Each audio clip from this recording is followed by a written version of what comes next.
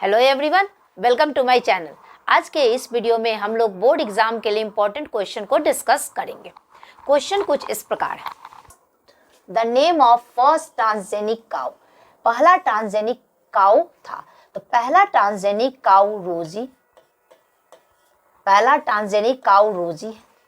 इसको 1997 में विकसित किया गया था और इसका मिल्क ह्यूमन प्रोटीन से भरपूर था, ह्यूमन प्रोटीन से भरपूर था। इसकी मात्रा 2.4 ग्राम प्रति लीटर था, पर लीटर। तो पहला ट्रांसजेनिक काउ रोजी था। तो अगर हम ऑप्शन को देखें तो पहला transgenic cow, the name of first transgenic cow was Rosie. तो हमारा सही आंसर क्या हुआ? A. Next question, pasteurization. Pasteurization is heating of. अगर हम लोग पाश्चराइजेशन की बात करें तो पाश्चराइजेशन के प्रोसेस में हम लोग किसी भी लिक्विड को 65 से 70 डिग्री सेल्सियस पर क्या करते हैं? गर्म करते हैं। तो pasteurization is heating of any liquid at 70 degree Celsius. तो हमारा सही आंसर क्या हुआ? सी।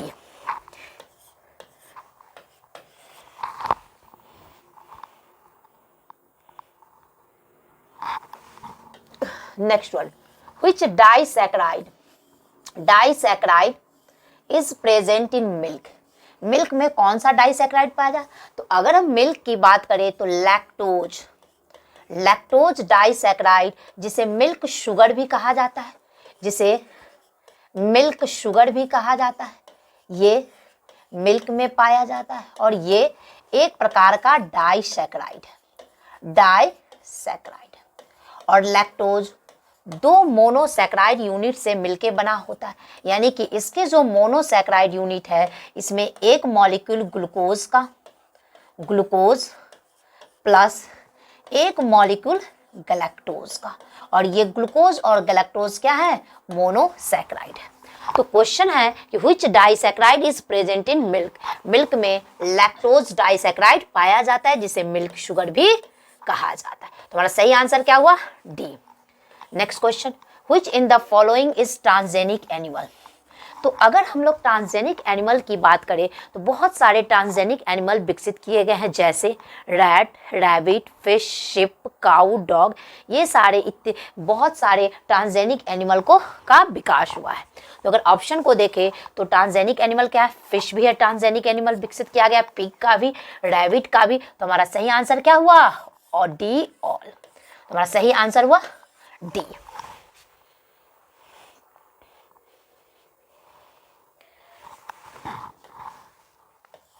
मोर देन 95% ट्रांसजेनिक एनिमल्स आर।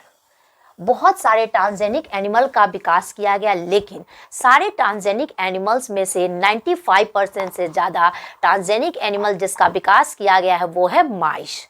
तो क्वेश्चन है कि मोर देन 95% ऑफ ट्रांसजेनिक एनिमल्स, तो 95% से ज़्यादा जो ट्रांसजेनिक एनिमल का विकास किया गया है वो है माइस। तो हमारा सही आंसर क्या हुआ? बी। अगला, एंटीकोगुलेंट। एंटीकोगुलेंट क्या होता है? एंटीकोगुलेंट जो ब्लड के क्लॉटिंग को, यानी कि ब्लड का क्लॉट बनने से रोकता है। तो एंटीकोगुलेंट, एंटीकोगुलेंट, तो एंटीकोगुलेंट प्रिवेंट्स ब्लड क्लॉटिंग। ये ब्लड का क्लॉट यानी खून का थक्का जमने से रोकता है। तो प्रिवेंट्स ब्लड क्लॉटिंग। और क्वेश्चन है हमारा कि एंटीकोगुलेंट हीरोडीन इज फाउंड इन। तो हीरोडीन एक प्रकार का एंटीकोगुलेंट है जो लीच में पाया जाता है, और लीच के सैलिवा में हीरोडीन एंटीकोगुलेंट मिलते हैं। तो अगर हम ऑप्शन को देखें तो हमारा सही आंसर क्या होगा? लीच। सही आंसर हुआ C. Next one, molecular scissor is used in genetic engineering. Genetic engineering, जिसे हम रिकम्बिनेंट डीएनए टेक्नोलॉजी के नाम से भी जानते हैं, उसमें जो मॉलिक्यूलर सीजर उपयोग होता है उस मॉलिक्यूलर सीजर को हम लोग रेस्ट्रिक्शन एंजाइम भी कहते हैं, RE। इसे मॉलिक्यूलर सीजर को रेस्ट्रिक्शन एंजाइम भी कहा जाता है, रेस्ट्रिक्शन एंजाइम। और मॉलिक्यूलर सीजर को रेस्ट्रिक्शन एंडोन्यूक्लिएज भी कहा जाता है। इसे एक और नाम से जाना जाता है रेस्ट्रिक्शन एंडोन्यूक्लिएज, और ये डीएनए को कट करने के लिए उपयोग होता है।